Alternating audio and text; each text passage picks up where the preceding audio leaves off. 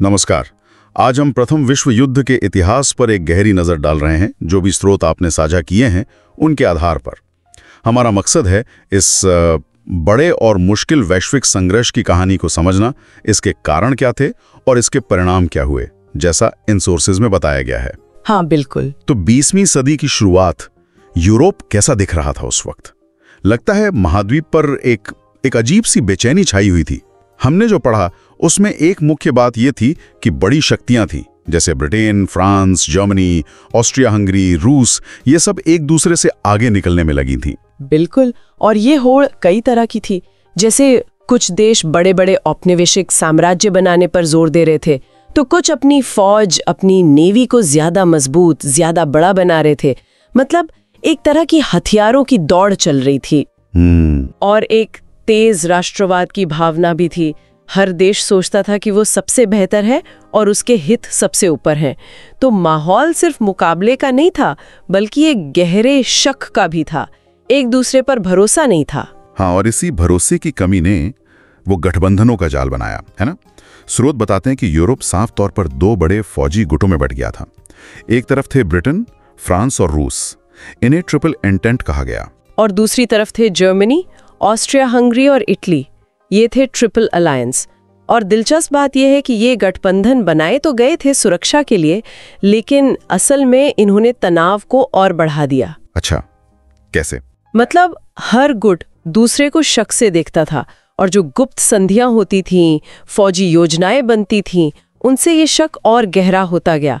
ऐसा लग रहा था कि ये जो शक्ति संतुलन है, ये बस एक जरा सी चिंगारी से बिखर जाएगा। और वो चिंगारी आई 28 जून 1914 को। ऑस्ट्रिया हंगरी साम्राज्य के वारिस आर्क ड्यूक फ्रांज फर्डिनेंड और उनकी पत्नी सोफी की हत्या हो गई, साराजेवो, बोस्निया में। और हत्या करने वाला एक सर्बियाई राष्ट्रवादी था, गेवरिलो प्रिंस्पिक। ये घटना, इसने सब कुछ बदल दिया। हाँ, ये सिर्फ एक हत्या नहीं थी, ये असल में उन सभी दबी हुई इच्छाओं, पुरानी दुश्मनियों और फौजी सोच का जैसे एक धमाका थी, जो सालों से अंदर ही अंदर सुलग रहा था। दस्तावेजों में ये साफ है कि ऑस्ट्रिया हंगरी ने इसके लिए सीधा सर्बिया को जिम्मेदार ठहराया। उन्हें लगा चलो इसी बहाने सर्बियाई राष्ट्रवाद को कुचल देते हैं, जो उनके अपने साम्राज्य के लिए खतरा था। बिल्कुल, क्योंकि ऑस्ट्रिया हंगरी में कई अलग अलग जाति के लोग रहते थे। तो ऑस्ट्रिया हंगरी ने सर्बिया को एक अल्टीमेटम दिया। बहुत सख्त शर्तें थी उसमें। हाँ, ज्यादातर शर्तें तो सर्बिया ने मान ली, पर कुछ नहीं मानी, और बस यहीं से मामला बिगड़ गया। मतलब युद्ध तय हो गया? समझिए, हो ही गया। ऑस्ट्रिया हंगरी ने इसे बहाना बनाया, और ठीक एक महीने बाद 28 जुलाई 1914 को सर्बिया के खिलाफ युद्ध छेड़ दिया। शायद उन्हें लगा होगा कि ये लड़ाई बाल्कन तक ही रहेगी, एक छोटा लोकल युद्ध। हाँ। पर यहीं वो गठबंधन वाली बात आ गई। हाँ, ये देखना बड़ा दिलचस्प है कि कैसे एक इलाके का संकट इतनी तेजी से विश्व युद्ध बन गया। जैसा भी लेखों में है, जर्मनी फौरन अपने दोस्त ऑस्ट्रिया हंगरी के साथ आ गया। बिल्कुल, और दूसरी तरफ रूस, जो खुद को स्लाव लोगों का रक्षक समझता था, वो सर्बिया के पक्ष में आ गया। उसने अपनी सेना जुटाना शुरू कर दिया। और यहीं से वो डोमिनो इफेक्ट शुरू हुआ जिसकी बात हम कर रहे थे। हाँ, रूस का सेना जुटाना जर्मनी को खतरा लगा, तो जर्मनी ने 1 अगस्त को रूस के खिलाफ युद्ध की घोषणा कर दी। फिर 2 दिन बाद फ्रांस के खिलाफ भी। क्यों? क्योंकि फ्रांस रूस का साथी था। और फिर जर्मन सेना ने फ्रांस पर हमला करने के लिए बेल्जियम पर चढ़ाई कर दी, जो कि एक तटस्थ देश था। सही कहा। और इसी हमले ने ब्रिटेन को युद्ध में खींच लिया, क्योंकि ब्रिटेन ने बेल्जियम की तटस्थता की गारंटी दी थी। हाँ, तो जब जर्मनी ने ये किया, ब्रिटेन ने 4 अगस्त को जर्मनी के खिलाफ युद्ध की घोषणा कर दी। तो मतलब कुछ ही हफ्तों में यूरोप की लगभग सारी बड़ी ताकतें एक दूसरे से लड़ने लगीं। ये सोचना भी अजीब है कि कैसे वो संधियां, वो डिप्लोमेसी पर हावी हो गई। बिल्कुल, बातचीत का रास्ता लगभग बंद हो गया। अब वो युद्ध की योजनाएं चल पड़ी जो सालों से बन रही थीं। और जल्दी ही ये साफ हो गया कि ये कोई छोटा मोटा युद्ध नहीं होने वाला। लड़ाई फिर मुख्य रूप से 2 मोर्चों पर होने लगी, जैसा स्रोत बताते हैं। हाँ। एक तो पश्चिमी मोर्चा, ये फ्रांस और बेल्जियम में फैला था, उत्तरी सागर से लेकर स्विस बॉर्डर तक। यहाँ जर्मनी का सामना हुआ फ्रांस और ब्रिटेन की सेनाओं से। और ये पश्चिमी मोर्चा जल्द ही खाई युद्ध, मतलब ट्रेंच वॉरफेयर का भयानक प्रतीक बन गया। दोनों तरफ की सेनाओं ने सैकड़ों मील लंबी खाइयां खोद लीं, और उन खाइयों के बीच की जमीन, उसे नो मैन्स लैंड कहते थे। थी। सैनिकों के हालात बहुत बुरे थे। कीचड़, बीमारियां, चूहे और हर पल मौत का डर। सामग्री में वर्दुन और सोम जैसी लड़ाइयों का जिक्र है। भयानक लड़ाइयां थी है, महीनों तक चलती रहीं, लाखों सैनिक मारे गए सिर्फ जरा सी जमीन पाने या बचाने के लिए। मतलब युद्ध की बेकारगी और क्रूरता का नमूना। बिल्कुल, जैसे वर्दुन की लड़ाई हुई 1916 में, फ्रांसीसी सेना ने जर्मन हमला रोकने के लिए भारी कीमत चुकाई। फिर सोम की लड़ाई, वो भी 1916 में, ब्रिटिश और फ्रांसीसी सेना ने जर्मन लाइन तोड़ने की कोशिश की। कहते हैं पहले ही दिन लगभग 60,000 ब्रिटिश सैनिक हताहत हुए। 60,000 एक दिन में? हाँ, मशीन गन, भारी तोपें, बाद में जहरील गैस, इन नई चीजों ने इस मोर्चे को और भी जानलेवा बना दिया। लड़ाई लगभग रुक सी गई थी, बस एक खूनी ठहराव था। और दूसरी तरफ था पूर्वी मोर्चा। वहां हालत कुछ अलग थे। हाँ, पूर्वी मोर्चे पर लड़ाई ज्यादा, मतलब मूवमेंट ज्यादा थी, सेनाएं ज्यादा चलती फिरती थीं।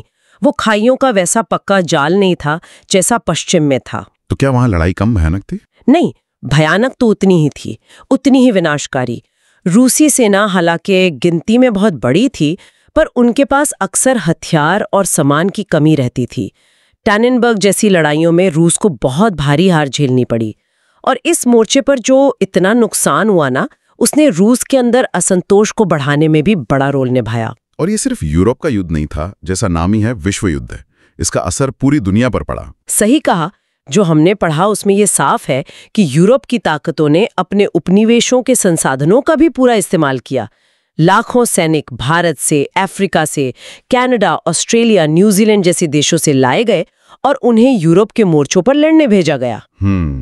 इतना ही नहीं, अफ्रीका, एशिया और प्रशांत महासागर में जो जर्मनी के उपनिवेश थे, उन पर कब्जा करने के लिए भी लड़ाइयां हुई। और दूसरी बड़ी शक्तियां भी इसमें शामिल हुई, जैसे ऑटोमन साम्राज्य, यानी आज का तुर्की। वो जर्मनी और ऑस्ट्रिया हंगरी के साथ आ गया।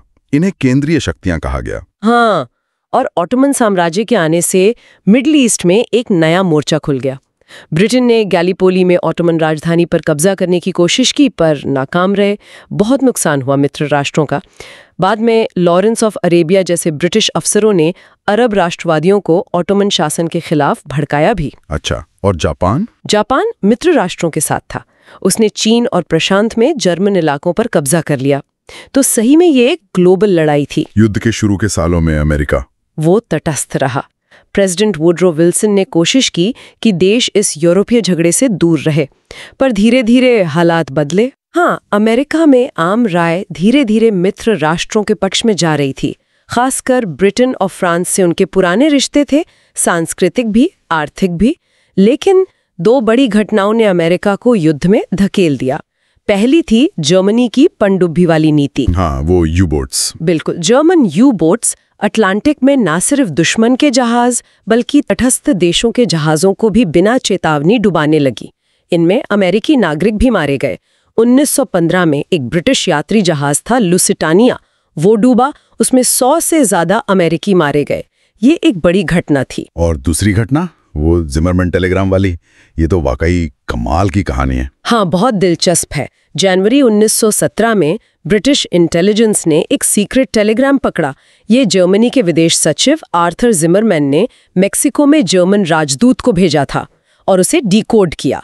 टेलीग्राम में जर्मनी ने मेक्सिको को ऑफर दिया था। क्या ऑफर? कि अगर अमेरिका युद्ध में शामिल होता है तो मेक्सिको जर्मनी के साथ मिल जाए और अमेरिका पर हमला कर दे। और बदले में जर्मनी वादा कर रहा था कि युद्ध जीतने के बाद वो मेक्सिको की मदद करेगा उसके खोए हुए इलाके वापस लेने में, टेक्सास, न्यू मेक्सिको और एरिज़ोना। बाप रे!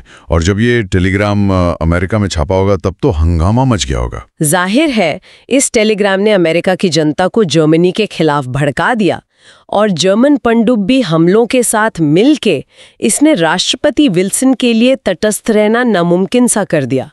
अप्रैल 1917 में अमेरिका ने जर्मनी के खिलाफ युद्ध की घोषणा कर दी। वो मित्र राष्ट्रों के साथ शामिल हो गया। तो अमेरिका के आने से क्या फर्क पड़ा? क्या ये टर्निंग पॉइंट था? बहुत बड़ा फर्क पड़ा। हाँ, अमेरिकी सेना को पूरी तरह तैयार होकर यूरोप पहुंचने में थोड़ा वक्त लगा, लेकिन अमेरिकी नेवी ने फौरन अटलांटिक में मदद करनी शुरू कर दी। और सबसे बड़ी बात, अमेरिका के पास जो जबरदस्त औद्योगिक ताकत थी और मानव शक्ति, उसने मित्र राष्ट्रों को एक बहुत बड़ी मनोवैज्ञानिक और असल बढ़त दे दी। उनका हौसला बढ़ गया। हाँ, और केंद्रीय शक्तियों का गिरा। अच्छा, और लगभग इसी समय पूर्वी मोर्चे पर एक और बड़ा बदलाव आया। रूस, वो युद्ध से बाहर हो गया। हाँ, 1917 रूस के लिए बहुत उथल-पुथल वाला साल था। युद्ध में भारी नुकसान हो रहा था, खाने की कमी थी और ज़ार निकोलस द्वितीय के शासन से लोग बहुत नाराज थे।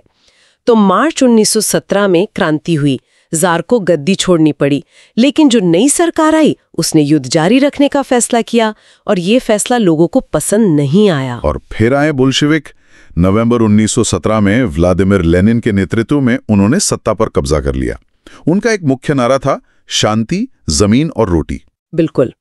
लेनिन युद्ध को फौरन खत्म करना चाहते थे ताकि वो रूस में समाजवादी क्रांति को मजबूत कर सकें।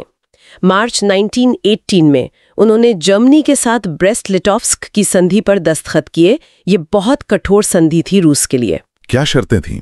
रूस ने फिनलैंड, बाल्टिक राज्यों, पोलैंड, यूक्रेन जैसे बड़े बड़े इलाकों पर अपना दावा छोड़ दिया और वो युद्ध से बाहर हो गया। तो रूस के हटने से तो जर्मनी को फायदा हुआ होगा? हाँ, फौरी तौर पर तो हुआ। अब वो पूर्वी मोर्चे से अपनी सेना हटाकर पश्चिमी मोर्चे पे लगा सकते थे। 1918 के वसंत में जर्मनी ने पश्चिमी मोर्चे पर एक जबरदस्त हमला शुरू किया। इसे स्प्रिंग ऑफेंसिव या काइजर श्लाख्त कहते हैं। उनकी उम्मीद थी कि अमेरिकी सेना के बड़ी संख्या में पहुंचने से पहले ही युद्ध जीत लिया जाए, लेकिन ऐसा हुआ नहीं। स्रोत बताते हैं कि शुरू में तो उन्हें कामयाबी मिली, फिर जर्मन हमला रुक गया। सही, जर्मन सेना बहुत थक चुकी थी और मित्र राष्ट्रों ने अब अमेरिकी सैनिकों की मदद से जमकर मुकाबला किया और फिर पलटवार शुरू कर दिया। 1918 की गर्मियों और पतझड़ में मित्र राष्ट्रों का 100 दिनों का आक्रमण चला। इसने जर्मन सेना को लगातार पीछे धकेला और जर्मनी के साथी देश, वो भी एक एक करके हार मानने लगे। बुल्गारिया, फिर ऑटोमन साम्राज्य, फिर ऑस्ट्रिया हंगरी, सबने युद्ध विराम की मांग की। जर्मनी के अंदर क्या चल रहा था? जर्मनी के अंदर भी हालत बहुत खराब थे। ब्रिटिश नेवी ने जो नाकाबंदी कर रखी थी उसकी वजह से खाने पीने और जरूरी चीजों की भारी कमी हो गई थी। युद्ध में लाखों मौतें हो चुकी थीं और अब हार सामने दिख रही थी। जनता का हौसला टूट चुका था। अक्टूबर 1918 में जर्मन नेवी में विद्रोह शुरू हो गया और ये जल्दी ही पूरे देश में फैल गया। मजदूरों और सैनिकों ने अपनी परिषदें बनानी शुरू कर दी और आखिरकार काइजर विल्हेम द्वितीय को गद्दी छोड़नी पड़ी। बिल्कुल। 9 नवंबर 1918 को जर्मनी में गणराज्य घोषित कर दिया गया। काइजर भागकर नीदरलैंड चले गए। नई सरकार के पास युद्ध जारी रखने का कोई रास्ता नहीं था। उन्होंने फौरन युद्ध विराम की मांग की। और फिर आया वो दिन, 11 नवंबर 1918। 11वें महीने का 11वां दिन सुबह 11 बजे फ्रांस के कॉम्पेन जंगल में एक रेलगाड़ी के डिब्बे में युद्ध विराम समझौते पर दस्तखत हुए और 4 साल से ज्यादा चला वो भयानक युद्ध खत्म हुआ। वो पल दुनिया भर में खुशी और राहत लेकर आया, लेकिन इसकी कीमत बहुत बहुत भारी थी। तो इस सब का नतीजा क्या निकला? इस युद्ध के परिणाम क्या थे, जैसा इन सामग्रियों में बताया गया है? परिणाम हर तरह से विनाशकारी थे।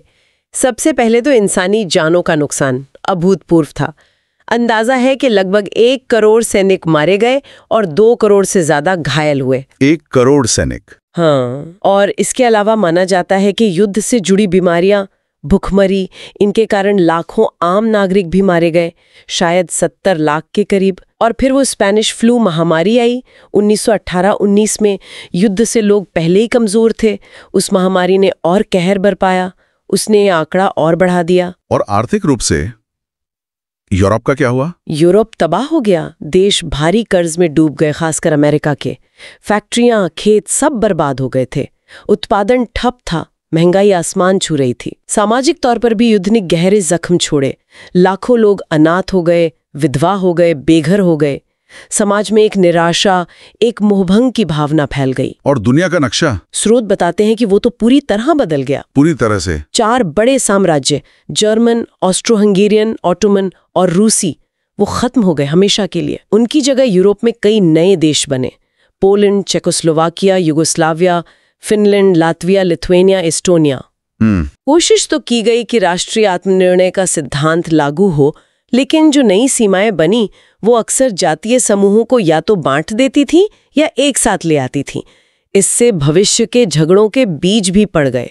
युद्ध के बाद शांति के लिए पेरिस में एक सम्मेलन हुआ था। हाँ, 1919 में पेरिस शांति सम्मेलन। इसमें जीतने वाले मित्र राष्ट्रों ने शांति संधियों की शर्तें तय की और सबसे जरूरी संधि जर्मनी के साथ हुई, वर्साई की संधि। और ये बहुत विवादों में रही। स्रोत इशारा करते हैं कि जर्मनी पर बहुत सख्त शर्तें लगाई गईं। बिल्कुल। वर्साई की संधि में एक अनुच्छेद था 231, जिसे वॉर गिल्ट क्लॉज यानी युद्ध अपराध खंड कहते हैं। इसमें जर्मनी और उसके साथियों पर युद्ध शुरू करने का सारा दोष मढ़ दिया गया। जर्मनी पर भारी आर्थिक जुर्माना लगाया गया, मुआवजा, जिसकी रकम बाद में तय हुई और वो बहुत ज्यादा थी। और उसकी सेना बहुत छोटी कर दी गई।